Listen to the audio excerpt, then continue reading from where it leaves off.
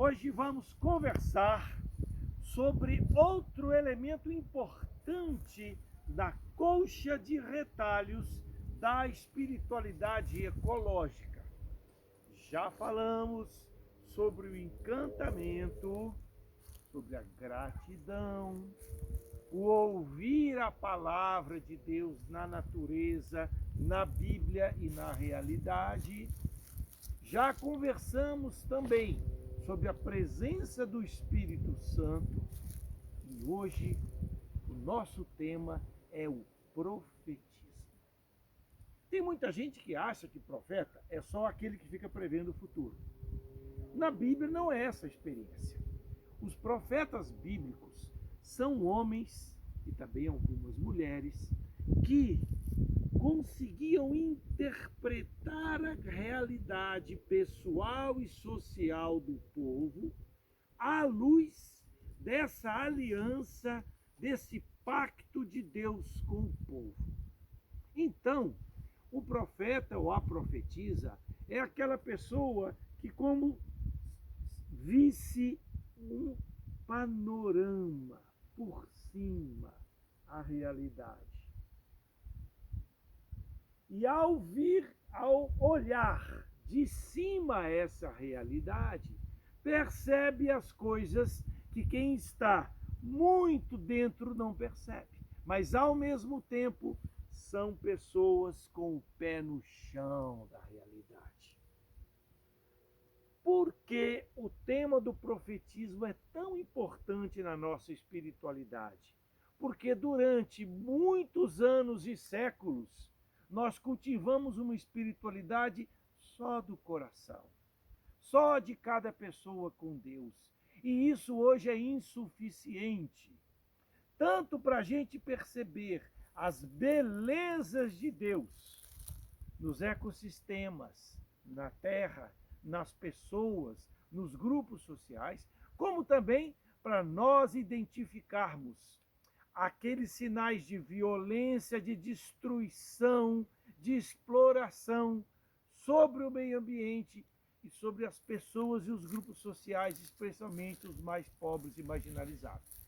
Essa é a realidade dos profetas bíblicos. E eu convido você a abrir o livro do profeta Isaías, o capítulo 1.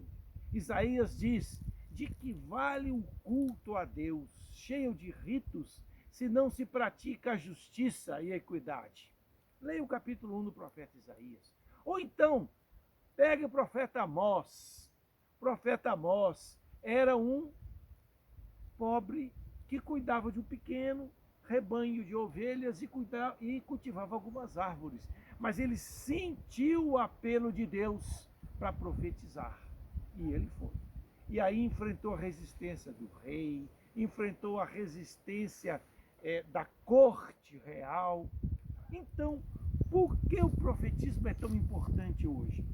Porque os profetas e as profetisas são pessoas apaixonadas por Deus, tocadas por Deus. O profeta Jeremias diz: seduziste-me, Senhor, e eu me deixei seduzir.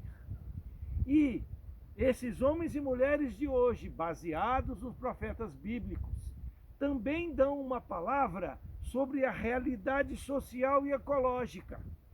Por isso que o profetismo suscita conflito, suscita perseguição. E tem gente que diz: a igreja não tem que ficar mexendo com essas coisas, ela tem que pregar só para o coração de cada pessoa. Essa é uma visão muito restrita, muito fechada do cristianismo. À luz do profetismo, nós dizemos: nós vamos viver uma espiritualidade que se traduz em atitudes pessoais, em gestos comunitários e em propostas institucionais, políticas, sociais e econômicas de uma sociedade que seja justa, inclusiva e sustentável. Por isso que a nossa espiritualidade é profética, porque é um ouvir a voz de Deus na realidade, na Escritura, e anunciar, denunciar e abraçar a esperança. Por isso também que a espiritualidade profética é uma espiritualidade a caminho. Porque a gente se sente uns com os outros, umas com as outras, peregrinos e peregrinas nessa estrada do mundo. Venha fazer parte com a gente. 1 mais 1 é sempre mais que 2. Que Jesus nos abençoe, nos ilumine e renove em nós esse espírito profético.